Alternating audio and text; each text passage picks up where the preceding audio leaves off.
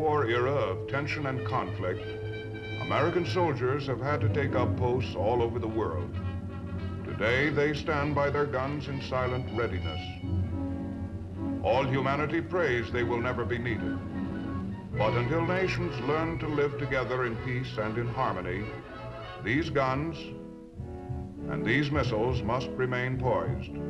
At home, Americans may feel secure, for everywhere their soldiers are on guard, listening to the wind with electronic ears, scanning the horizons with electronic eyes, alert to discover the first faint traces of sudden enemy movement. The men of the U.S. Army, standing between you and unexpected attack. And it is upon these men that all America must rely. The men behind the new electronic equipment, the men behind the guns.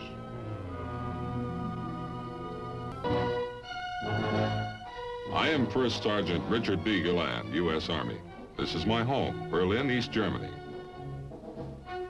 It's a quiet city with broad streets, monuments, a lot of places for a GI to visit. We think it's good duty.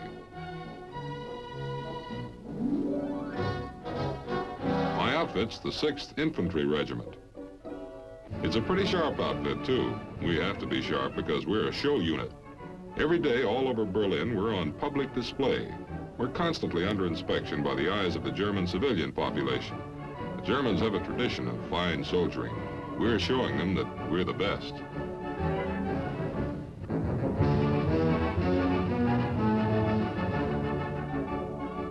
Our mission includes sharing with English, French, and Russian troops guard duty at special security posts and providing honor guards at public functions and at American military ceremonies. Before we leave the regimental area, an inspection makes sure that every man and his weapon will pass muster by any onlooker. We're only a small part of the Cold War, yet every soldier must be faultless. When we're on duty in Berlin, we're spit and polish troops.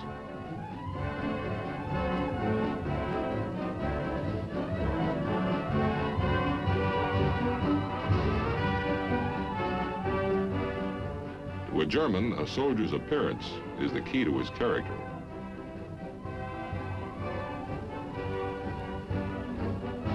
It's white scarves and white gloves when we march to relieve Russian troops from a guard detail.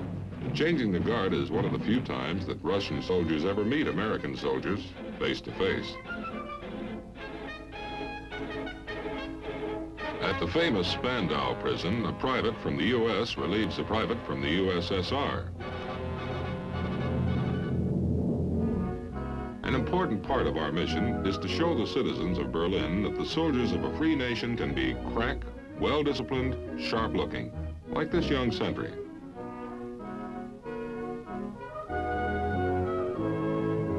Keeping the 6th Infantry Regiment up to the high standards demanded requires hard work, patience, and sound planning. I'm going to show you something about how the 6th is run. I know quite a bit about this. You see, I've been First Sergeant here for 3 years. Every month, the regimental commander, Colonel Walker, calls a special meeting of the regiment's top NCOs. He goes over military matters from discipline to personal appearance, making sure that there are no slip-ups, making sure that every man understands the importance of being stationed in Berlin. In this conference, all of us are master sergeants and some of us are top kicks, first sergeants. That's me on the left, Richard B. Galland. I'm regular Army, saw my first uniform back in World War II. And I'm proud to say that this outfit is one of the best I've ever served with. My company is C Company, Charlie Company. Our workday begins at 07:30. For me, that means being at my desk. First thing every morning, I've got to see that the orders of the company commander, Captain Mack, are being properly carried out and that all administrative procedures are being processed. Sick reports, duty rosters, supply requests, all pass over my desk before being sent to the captain. Captain Mack wants the best company in the regiment, and so do I. To get it, we've got to keep the paperwork moving. Some people call this a paper war, but feeding, clothing, and looking after 200 men takes time and effort.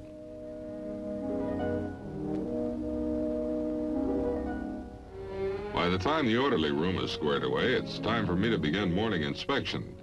The men of the 6th Infantry Regiment keep their quarters pretty sharp, but when you've been inspecting barracks as long as I have, you know that there are always some imperfections which need correction.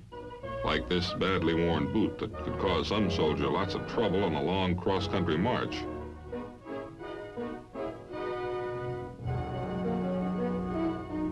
As first sergeant, there are countless other details to check and correct, even little oversights like the waste of water or electricity.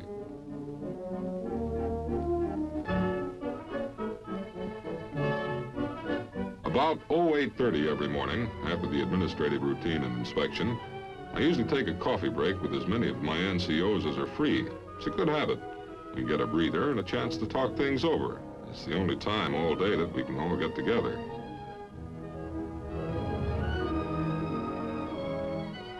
Over a cup of coffee and a smoke, we go through the work schedule. I've got to make sure that every man knows exactly what's expected of him. We don't want snafus here, and these short conferences help keep a lot of things straight.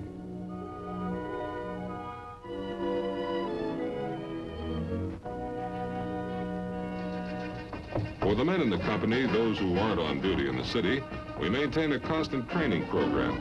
We're infantry troops, and that means we stay in shape. Because we're behind the Iron Curtain, we've got to be alert should we be called upon in any emergency. So it's important that we keep the men in top condition at all times.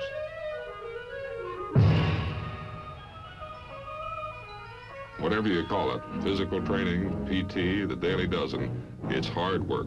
But there just isn't any better way to achieve physical fitness. Keeping the men sharp in their basic military skills requires training, and more training. Every soldier must know exactly how to use that 6 inches of steel. It isn't a toy. It takes good judgment and practice to handle it properly.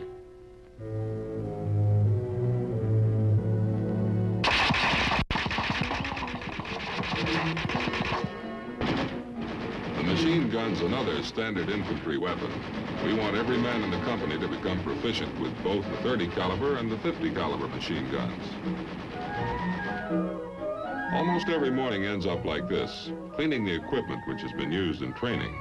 A good infantryman can assemble and disassemble every one of his weapons, in the dark if necessary. So cleaning these guns actually serves a double purpose. It keeps them in good working order and keeps the men familiar with all of their operating parts.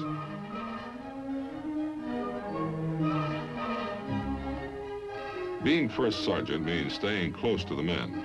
Deficiencies must be explained and then corrected. Cleanup details can become good discussion periods. The more a soldier knows about his weapons, the more useful they are to him. There's a lot more to a machine gun than just pulling the trigger.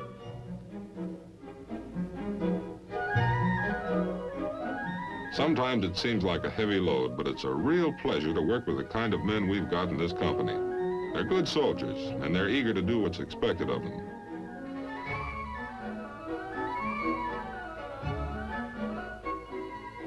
While the men finish cleaning their weapons, that's usually my time to run a quick check on the mess hall. I take a look in here before every meal. It keeps the kitchen detail on its toes. You just look around this kitchen. It's spotless.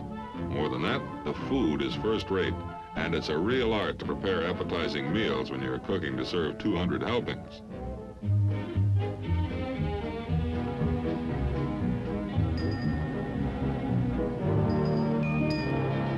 Watermelon, cold and fresh. We get food from all over Europe. When you work men hard, and we do, the food they get means a lot, and the food supplies we're issued are prime quality and with plenty of variety. And our kitchen staff can really turn out some fancy cooking.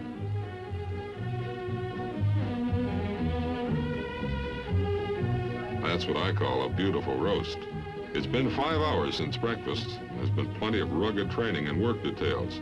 Roast beef in the middle of the day won't slow anyone down. Instead, it'll provide the nutrition and energy that hard-working bodies require. One of the advantages of being first sergeant is that the kitchen staff takes pretty good care of me. I'd say that a good mess hall is 50% of a company's morale, and this one's good, I'll tell you.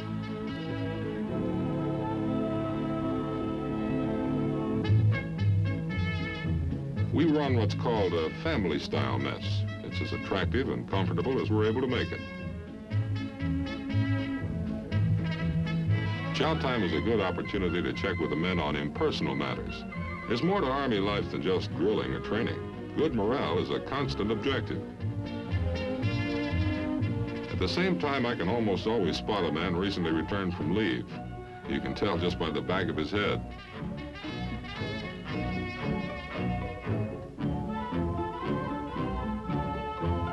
My chow time, and I relax. When you've spent all morning answering questions in the orderly room, checking the training program, and being constantly on the move, it's good just to eat quietly and read. Moments like this are too few in my day. But it never works out. There's always something to disrupt the peace and quiet. I'm always hoping it's something that'll wait till after lunch, but somehow it never is.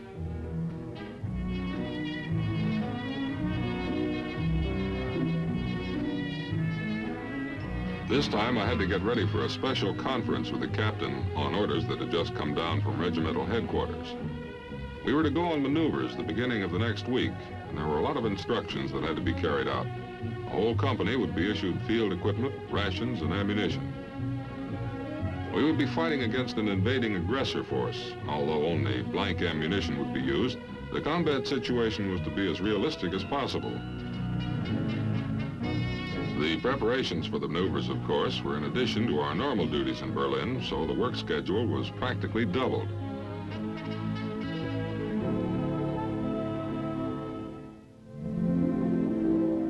At the same time, as first sergeant, I had other duties of my own to attend to. When one of my men needs an emergency leave, I try to help him get it. A soldier who's worried or unhappy because of sudden illness or tragedy at home can't carry out his job properly. Through the International Red Cross, the Army tries to get troubled soldiers back home as quickly as it can be done.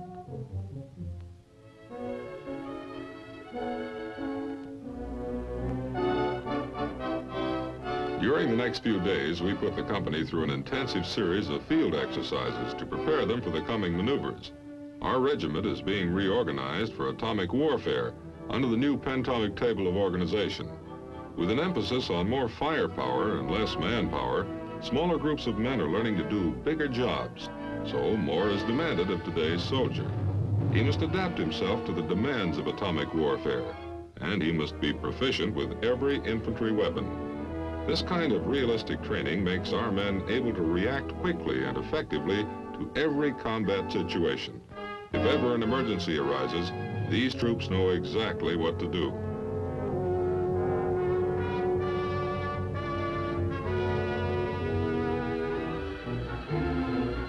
And they know how to use these weapons in a hurry. Training simulates combat conditions as much as possible.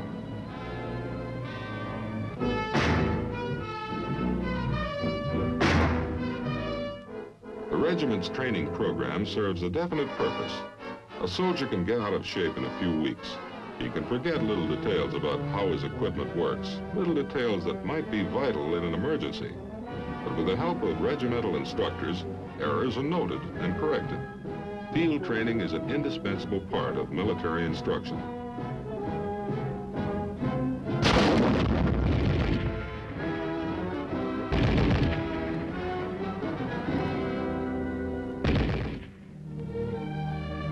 After those 3 days in the field, it was a real relief to get home for a weekend before the maneuvers began. These are 3 of my 4 little girls, Jenny, Linda, and Helen. It's quite a welcoming committee. There's usually some welcome mail from the folks, too. Some of the other NCOs kid me about my house full of women, but when I've spent all week overseeing the activities of a company, a weekend with a family is about the greatest thing I know.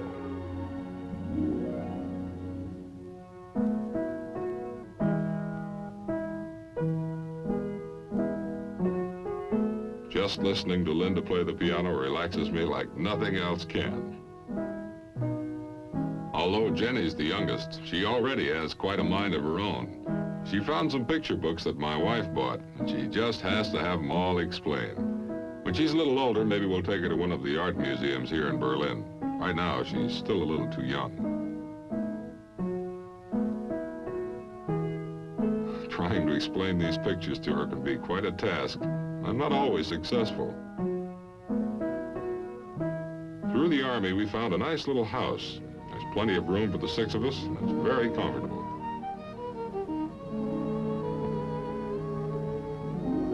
I consider myself pretty lucky. Being an American, the career I've pursued in the Army, we've got a lot to be grateful for. Thanking God for all of our blessings seems natural to us. Our families traveled all over the world, and sometimes it's been hard. But wherever we've gone, we've had this with us, and it's always pulled us through. The weekend and some off-duty time, I take it easy. One thing about the Army, there isn't a single sport in the U.S. that we don't have right here. There's even a bowling alley not far from camp. Before the kids came, I used to bowl 4 or 5 times a week.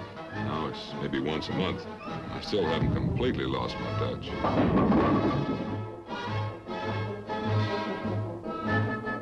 There's golf, too, but the way my buddies play, they'd be better off in a miniature golf course than out here. The weather in Berlin, which is about the same as in New England, is great for football. We've got a regimental football league in which every company is represented.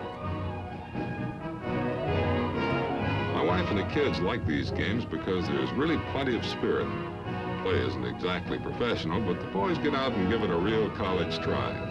The big games are on Saturday afternoons. Sometimes the whole regiment is out to watch. This is one place, I'm sorry to say, that Charlie Company doesn't always shine.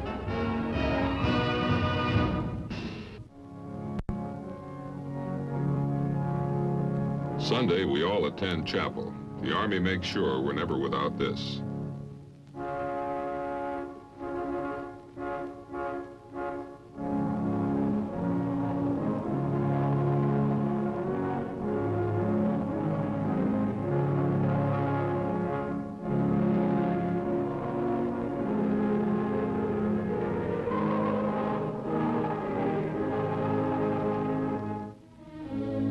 After chapel is a good time to look over Berlin. Although much of the city was destroyed during the war, there are still plenty of places to visit. After all, this city goes back more than 1,200 years. That's the amphitheater where the Olympics were held in 1936, and our Jesse Owen ran off with the show.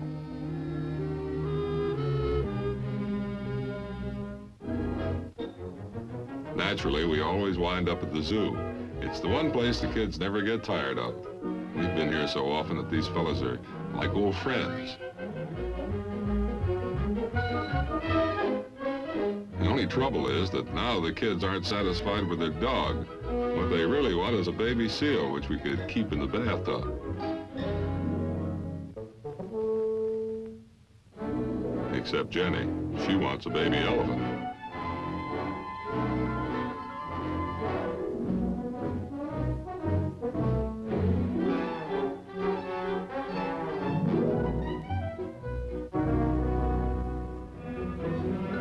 Big day, Monday, an hour before dusk. The regiment began moving out for maneuvers. Through the darkness, the regiment rumbled toward the assembly area. In combat, of course, bright headlights would not be used. These were maneuvers, and normal precautions had to be taken against accidents.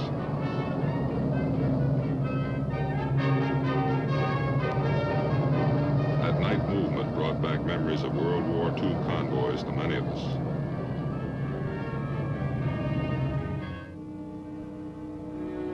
The next day, preliminary emplacement began.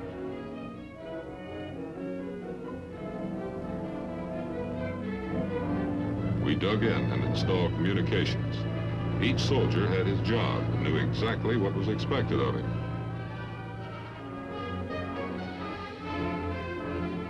Signal Corps linesmen went into action. And small but powerful switchboards soon linked the regiment together. At the same time, Captain Mack went over detailed plans for the maneuvers. He assigned each platoon its mission during the company attack on the aggressor-held positions. Our Our defensive perimeter was secured without incident. The countryside lent itself well to cover and concealment.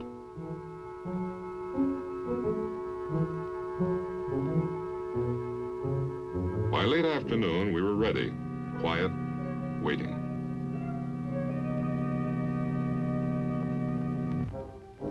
During our preparation, forces of the mock aggressor army were moving into their positions. Using tanks and armored personnel carriers, they concentrated their troops in key consolidation points.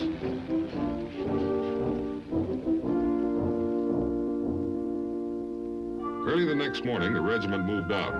Our company was widely dispersed, broken into small groups which were joined by a radio telephone net.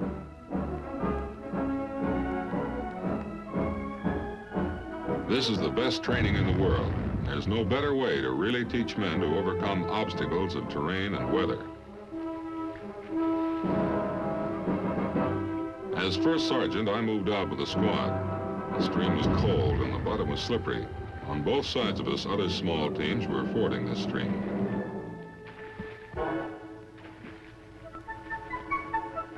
Our mission was to move across country and help seize an enemy-held hilltop.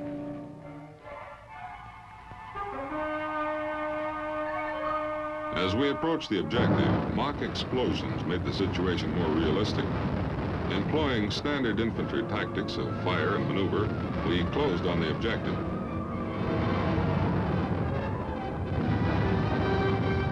Coordinating widely scattered units in combat is no easy matter, but using a flexible communications net, the whole company was brought into position for the final assault.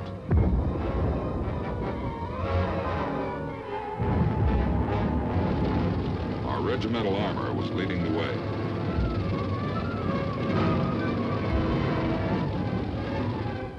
The signal to advance was given.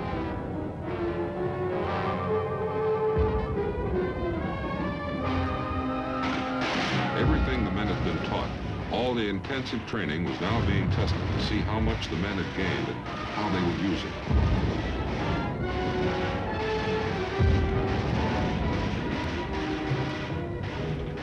The small groups of aggressors were quickly routed. The objective was seized. Our estimated losses were light.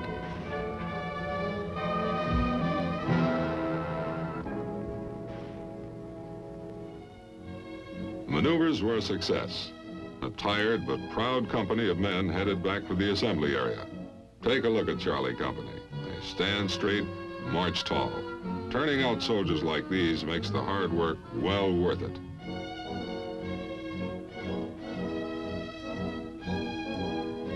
At the regimental area the following day, there was a full-dress regimental inspection. When the inspecting officer reached Charlie Company, I wasn't worried. I knew my boys. I knew they'd pass inspection by anyone. From the guidon bearer who sets the pace to the last man in the last rank, it's a fine company, the best.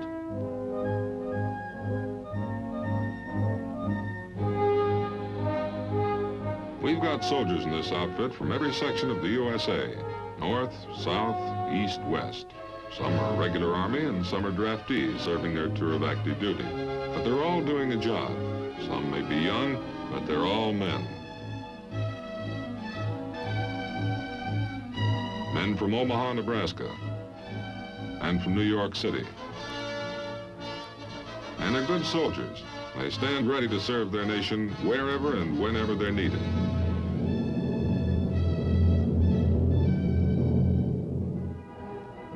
The following day, a full-scale parade was held. Colonel Walker was the reviewing officer. It's funny the things you think about when you're marching in a review. It seems like a long time since I first joined up, but they've been good years. I've been able to serve in many foreign countries, and I've worked hard, but I've had my rewards, too.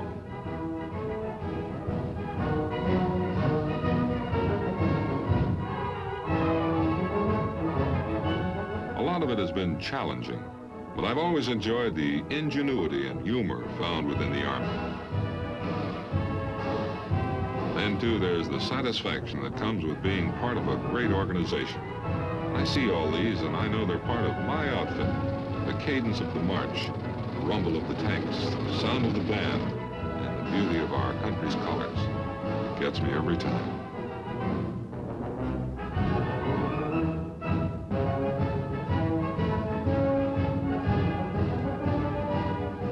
But the biggest satisfaction for me has been knowing that what I'm doing is important. It's a job that really has to be done. It makes me proud.